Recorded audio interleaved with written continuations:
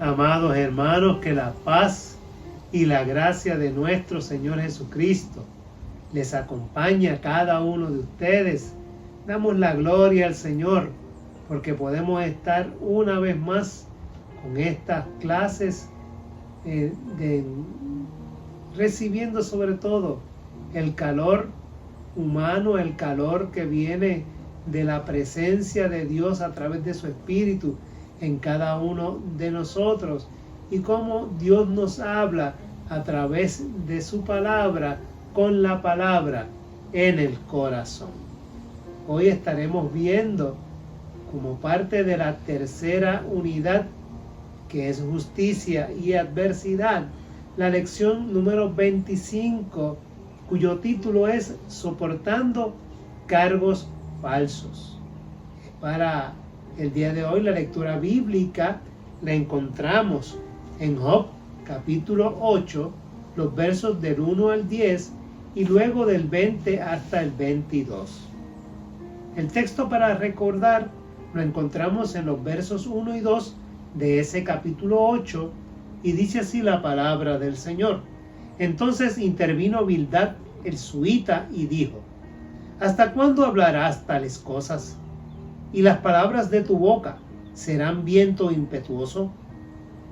Eso es el texto para recordar de una lectura bíblica que será discutida y que vamos a leer más adelante, sumamente interesante, sobre todo en esa conversación que Job sostuvo con sus amigos.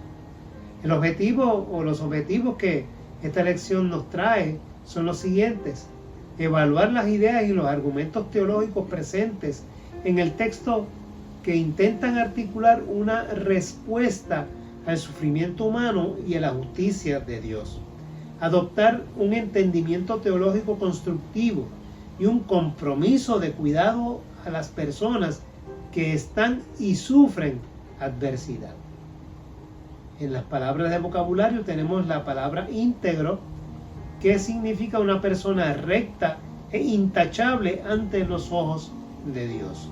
También tenemos la palabra malvado, que es una persona que se inclina al mal en una actitud desafiante a Dios y en todo desprecio hacia la justicia, la rectitud, la virtud y el honor. Vamos a leer la palabra del Señor, que, como hemos dicho, se encuentra en Job capítulo 8, los versos del 1 al 10 y luego el 20 al 22. Dice así la palabra en el nombre del Padre, del Hijo y del Espíritu Santo. Amén. ¿Hasta cuándo vas a seguir hablando así? Hablando como un viento huracanado. Dios el Todopoderoso nunca tuerce la justicia ni el derecho. Seguramente tus hijos pecaron contra Dios y Él les dio el castigo merecido. Busca a Dios, el Todopoderoso, y pídele que tenga compasión de ti. Si tú actúas con pureza y rectitud, Él velará por ti y te dará el hogar que justamente mereces. La riqueza que tenías no será nada comparada con la que tendrás después. Consulta a las generaciones pasadas. Aprende de la experiencia de los antiguos. Nosotros somos apenas de ayer y nada sabemos. Nuestros días en esta tierra pasan como una sombra, pero los antiguos podrán hablarte y enseñarte muchas cosas. Dios no abandona al hombre intachable, ni brinda su apoyo a los malvados. Él hará que vuelvas a reír y que grites de alegría. En cambio, tus enemigos se cubrirán de vergüenza y la casa de los malvados será destruida.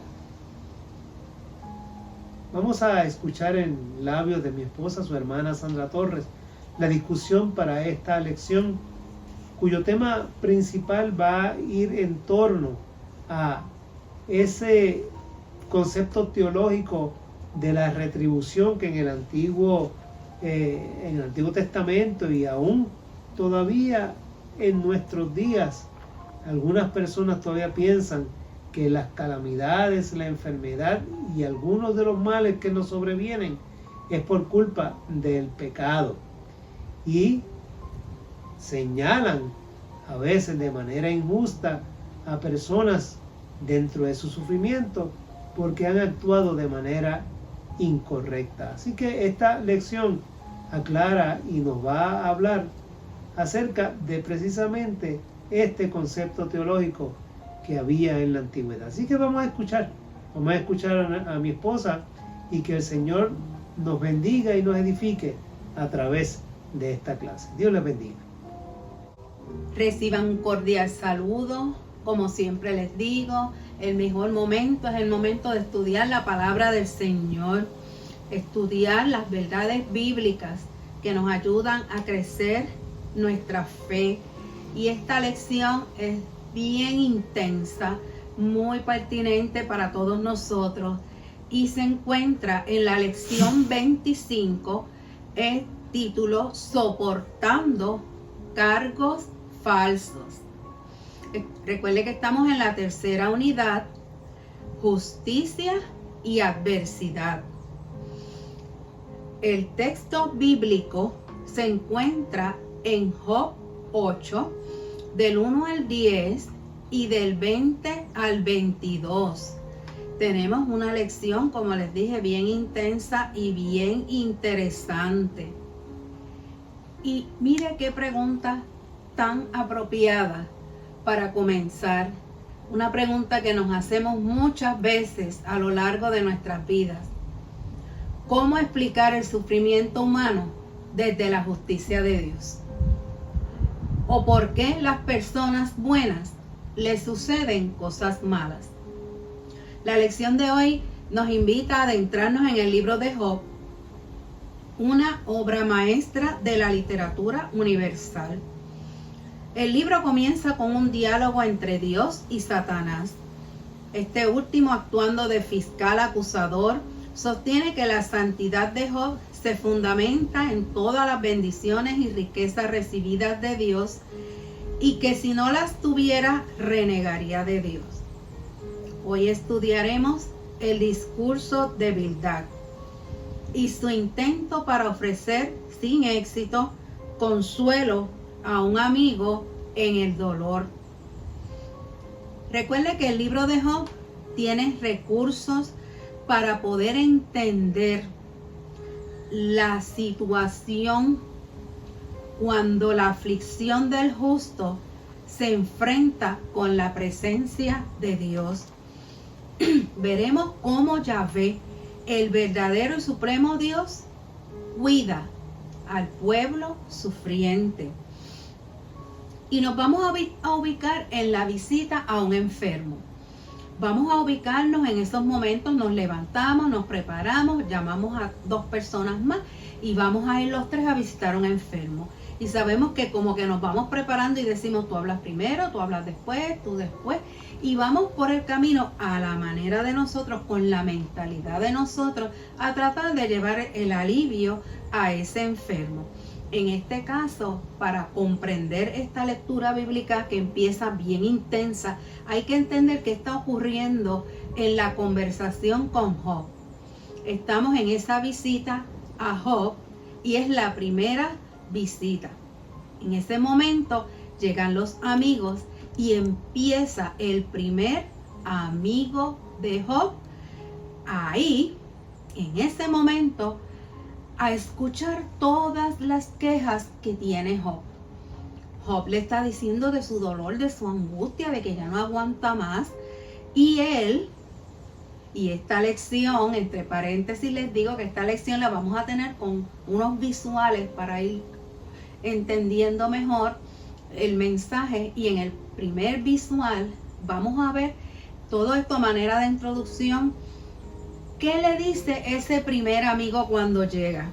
Imagínense ustedes, hermanos. Dice, hola, Job, ¿cómo estás? Tú así. Y en puertorriqueño le dijo, adiós, ¿y tú no eres maestro de escuela bíblica? Ah, pero tú no eres el que oras cuando vas a los hospitales. Tú no eres el que buscas a los hermanos cuando están caídos y los ayudas a esforzarse y a levantarse. A los hermanos cuando están decaídos, tú eres el que los alientas. Ahora mira cómo estás. Ha venido el mal a ti. ¿Y sabes qué?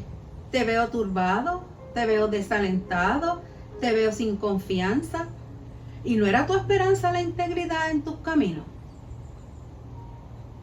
Fíjense ustedes, hermanos, cómo disparó el primer amigo de Job. Estamos en el capítulo 4 viendo cómo es esta conversación. Estamos en la primera visita de los amigos de Job y este amigo se llama Elifaz. En esta lección vamos a llegar al entendimiento y a la comprensión de por qué ellos iban con esa mentalidad y hasta qué punto ellos estaban en lo cierto, ¿verdad? De acuerdo a sus criterios. Luego Job le contesta y vamos a ver en este segundo visual y le dice: ¿sabes qué? Para mí tus palabras son como un río sin agua. Un río que todos anuncian que viene el río, que sálganse de la orilla, que todo el mundo, y cuando pasa y van a ver, la tierra está seca. Y también le dijo: tus argumentos no prueban nada. Te has pasado hablando, y si lo vemos en los capítulos anteriores, todo el discurso de él, casi 2 capítulos. Y él le dice: ¿sabes qué? No me dicen nada, no me prueban nada. Y así sigue la conversación de Job con ellos. Ya en el tercer visual vamos a ver que Job le dice: la amargura en que vivo me obliga a protestar. En otras palabras, tú no entiendes que me estoy quemando, que mira el ardor, mira el dolor, mira mi piel, mira cómo estoy. Esto que yo siento me obliga a protestar. Déjame quejarme. Y que mucho cuidado tenemos que tener cuando vamos a visitar a un enfermo y tratamos como de decirle: pues no te quejes, mantente tranquilo, busquen que entretenerte, busquen que distraerte. Ese enfermo, esa persona necesita quejarse. Y Job le dice: es que ya yo no puedo más, no puedo. Así comienza la lección. Cuando ya los ánimos están calientes y cuando ya Job le contesta y ya el primer amigo habló, entra el segundo. En el capítulo 1 verso 1 del capítulo 8, del 1 al 3, entra Bildad. Bildad, un suita. Se presenta ya con los ánimos caldeados, airados, apasionados, delante de Job. Y nos dice la lección que él es el más joven de los 3 y que él es el menos diplomático de los 3. Y él empieza con unas insistencias con Job y le dice que él se está desesperando y le dice: pero ven acá una cosa, ya yo me estoy desesperando. Yo no entiendo por qué tú tienes que estar tratando así a Dios. Él pronuncia unas palabras y Job le dice: Dios es injusto. Y Bildad le dice: no, tú no puedes decir eso. Por lo que a mí toca, no guardaré silencio, le dijo Job. La angustia de mi alma me lleva a hablar. La amargura en que vivo me obliga a protestar. Y en este visual número 4 vemos a Job rascándose su brazo enfrente de sus amigos y sus amigos viendo la condición. Bildad le dice que él está hablando palabras inapropiadas e irreverentes y le dice que él tiene que entrar a hacerle justicia a Dios porque Job está siendo injusto con Dios. Para Bildad es inconcebible pensar que Dios es injusto. La primera pregunta que formula es: ¿hasta cuándo hablarás tales cosas? ¿cuándo te vas a callar? Desde que llegamos te estás quejando. ¿Cuándo te vas a callar? Tú estás hablando cosas injustas al Señor. En ese capítulo anterior, Job le había dicho, preferiría que me estrangularan a seguir viviendo en este cuerpo. Tengo en poco mi vida. No quiero vivir para siempre. Déjenme en paz ya, que mi vida no tiene sentido. Ya basado en eso, entonces viene Bildad con todo su discurso, vamos a decir, sin medir, sin pensar, sin pena. Y le dice, Job, ¿no sería que tus hijos pecaron? Y por eso es que tú estás como estás. Pensando y echándole la culpa a algún pecado de los hijos, consecuencias de las desdichas de Job como resultado. Job o sus hijos deben haber hecho algo para merecer su sufrimiento. Y aquí aflora uno de los argumentos teológicos de la época. La retribución por el pecado son las calamidades. Para el proverbista la ecuación es clara. De ninguna manera quedará impune el malo, pero la descendencia de los justos escapará. Dice Proverbios 11:21. Así que para Bildad, la respuesta al sufrimiento de Job es tan clara que ni siquiera valdría la pena hacer la pregunta. Habíamos visto ya, como les dije en los capítulos anteriores, en el 5:4, que ya Elifaz como que le estaba tirando la pullita con respecto a los hijos, pero Bildad se atrevió a decirlo felizmente. El pensamiento teológico de Bildad se ve en los versos 5 al 7. Clasifica al ser humano como justo o malvado. Así que Dios es el juez justo, cuya mano honra con bendiciones a los rectos, pero castiga al malvado en su proceder. Esta teología está presente en los libros sapienciales.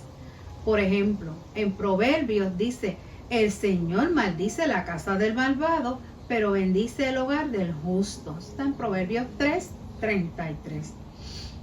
Y el salmista dice, por tanto no se levantarán los impíos en el juicio, ni los pecadores en la congregación de los justos.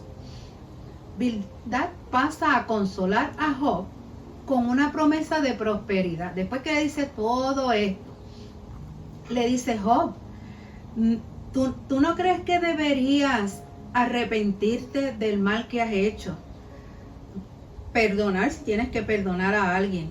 Rectificar tu maldad.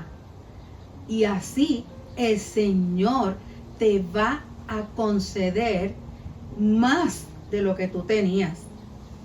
Fíjese que Bildad, sin tener ese concepto todavía de profecía ni nada, pero él dentro de eso, efectivamente, cuando vemos el libro de Job ya en los últimos capítulos, vemos como Dios sí prosperó a Job y le dio el doble de lo que tenía. Pero aquí vemos a Bildad diciéndole a Job, a lo mejor si te portas bien, a lo mejor si actúas con pureza y rectitud, Dios cuidará de ti y tu casa puede ser que sea bendecida.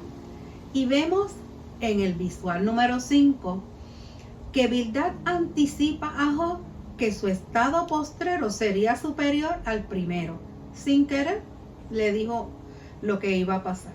Sin profesar un entendimiento claro de la justicia divina, predijo lo que sucedería al final de la obra. Dios hizo prosperar a Job. Márquelo en su Biblia, Job 42:10. Lo hizo prosperar de nuevo y le dio 2 veces más de lo que antes tenía. Job 42:10. Bildad pasa a justificar su doctrina en los versos del 8 al 10. Su doctrina de la justicia de Dios, evocando la autoridad ancestral. Es decir, su doctrina proviene de la sabiduría de los antepasados, y eso lo vamos a ver en la aplicación ahora, de dónde sale la mentalidad de estos 3 amigos que fueron a visitar a Job.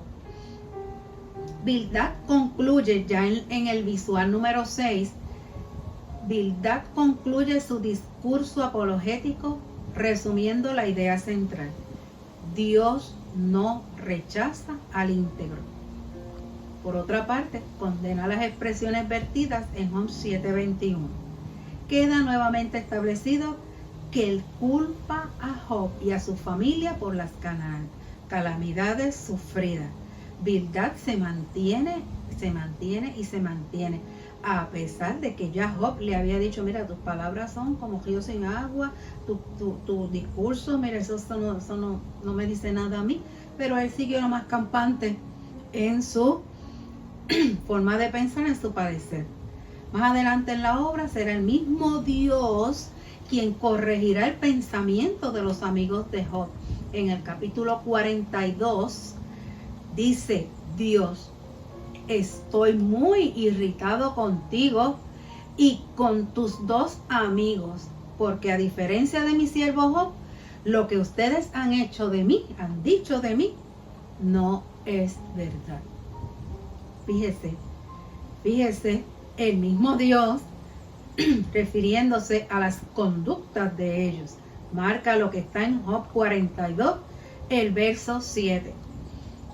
Bildad concluye con unas palabras alentadoras y usa el Salmo 126, verso 2. Bildad quiere resaltar que Dios va a restaurar a Job y va a llenar su boca de risas y sus labios de júbilo. En ese momento, ¿verdad? Él está echando mano de un salmo, pero todo el tiempo con la mentalidad de que lo que te está pasando tiene que haber sido porque algo malo hiciste. Pasando al visual número 7, vemos el Dios que Jesús nos presenta es compasivo y cuidador de la creación. Y ahora vamos a hacer la comparación en la aplicación de la actitud de Bildad y la actitud que asume Jesús ante un enfermo. En el visual 7 vemos curar a los que sufren. Dios no ignora el dolor humano, por el contrario, su ternura sana el corazón angustiado. Gloria a Dios. La respuesta de Dios sobrepasa la vieja mentalidad de los amigos de Job, que conciben las desdichas humanas como consecuencia del pecado. En varias ocasiones Jesús también tuvo que combatir esa forma de pensar.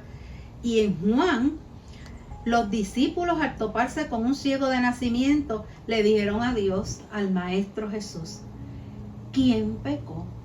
¿Este o sus padres? Y vemos la mentalidad de antaño aplicada ahí, y el mismo Jesús luchando con esa mentalidad. Job tuvo que luchar también con esa mentalidad. Jesús fue claro al refutar tan absurda interpretación. Como parte del Sermón del Monte, al hablar de la bondad y la justicia de Dios, dijo: si ustedes son malos, que son malos, saben dar buenas a sus hijos, cuánto más su Padre que está en el cielo dará cosas buenas a quienes le pidan. Como consecuencia de esta mala interpretación, habrá hoy personas a nuestro lado que piensan: Dios me ha dado la espalda a causa de mi pecado. Este castigo es por algún error que cometí. O como vemos bastante a menudo, ¿qué habré hecho yo que me estoy ganando este castigo, verdad? Estas cosas como que el Señor es inmisericordia y no me perdona. Así, esas son las cosas que quiere esta lección combatir. Hermano, ya es tiempo de superar el entendimiento teológico reduccionista, que relaciona la justicia de Dios con la retribución y las condenas de las personas. Tal afirmación reduce la imagen de Dios, por eso se llama el concepto teológico reduccionista, porque reduce la imagen de Dios a nivel de los dioses de la antigüedad, que eran como vengativos e iracundos. Nuestro Dios es compasivo.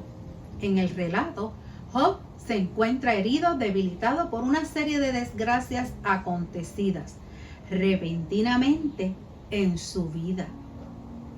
Bildad, en su intento por consolarlo y a su vez refutar sus palabras, cae en el error de presentar una imagen distorsionada de Dios. Lamentablemente, relaciona la prosperidad como parte integral de las recompensas divinas por el buen parecer y los castigos como el pago por las faltas cometidas. Reiteradamente, los amigos de Job, al igual que muchas personas en la actualidad, elaboraron el argumento de la incompatibilidad de la justicia de Dios con las tribulaciones humanas. Para ese tipo de mentalidad, la explicación al sufrimiento no es otra cosa que el resultado de las malas acciones de la persona. Ahora bien, según esta idea, si el doliente rectifica, confiesa y pide perdón por sus pecados, sus caminos prosperarán. De lo contrario, su pesar será prolongado. La pregunta clave es, ¿por qué Bildad y los que como él piensan están tan seguros de ese tipo de formulación? Quizá una de las posibles respuestas está localizada en la misma Biblia.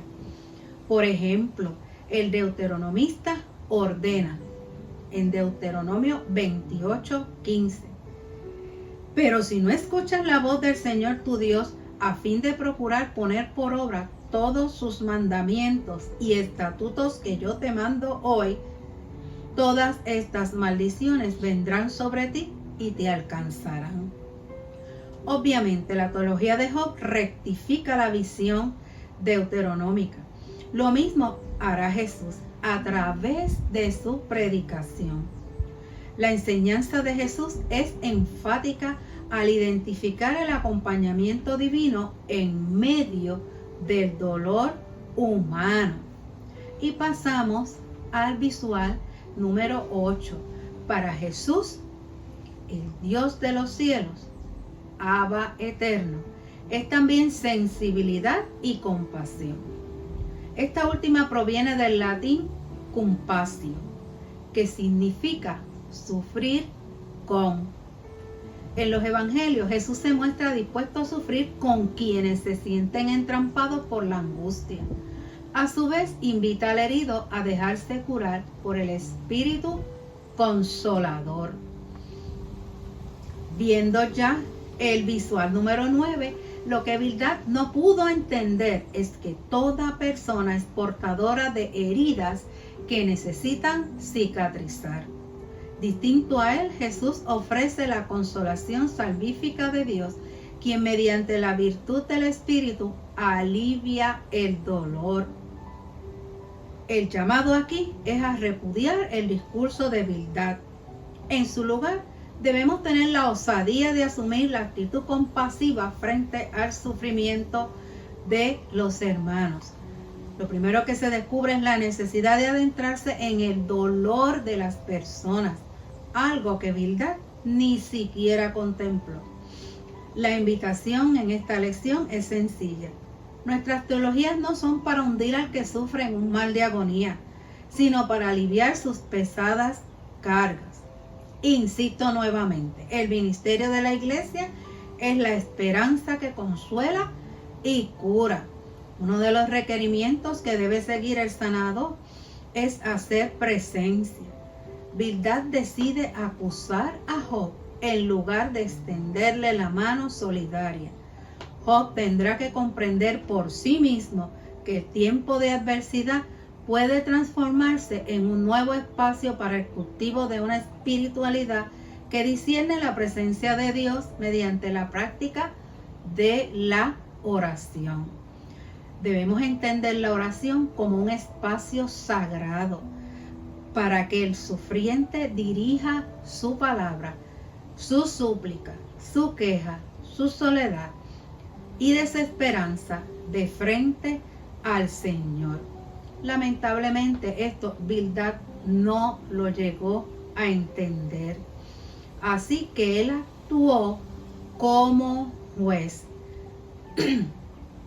El primero está presente en los labios de Bildad. Este decide consolar, refutándolo. ¿Qué le dice?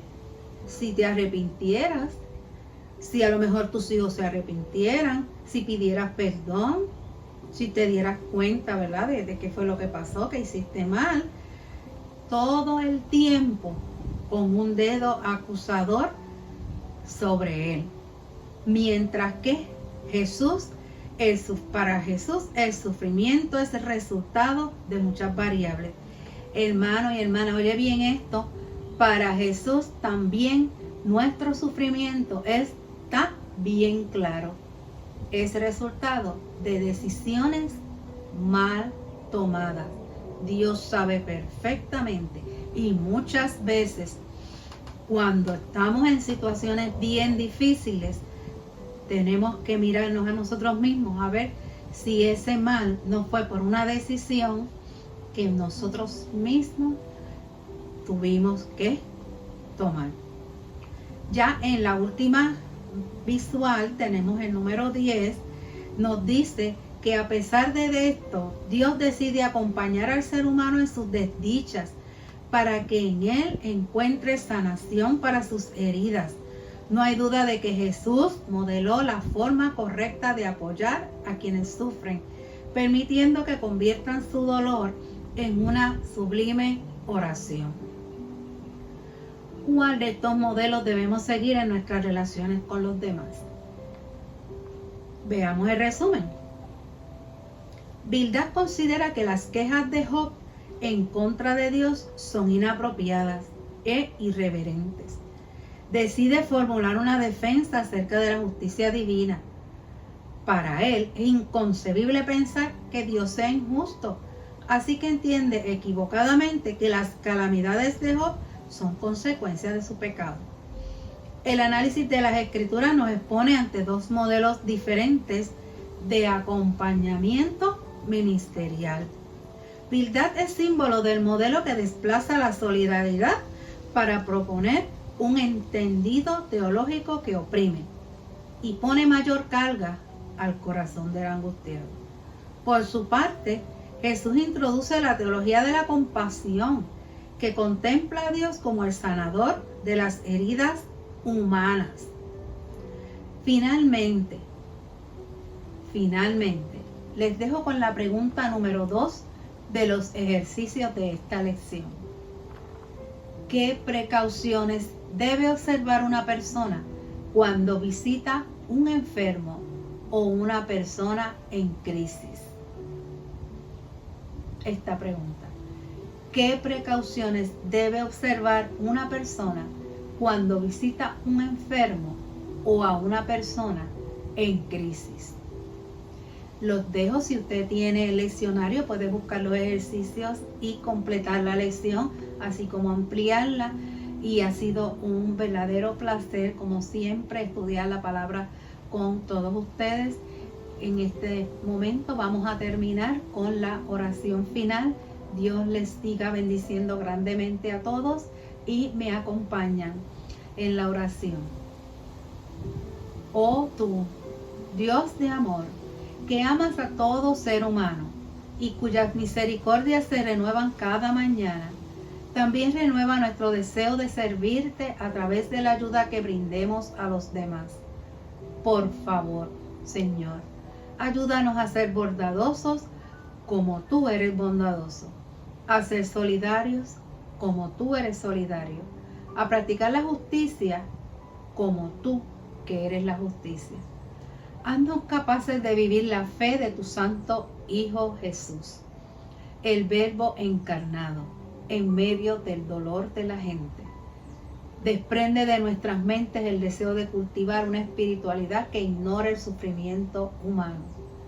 Ayúdanos a ser cada día más como Jesús. En el nombre de Jesús, amén, amén, amén.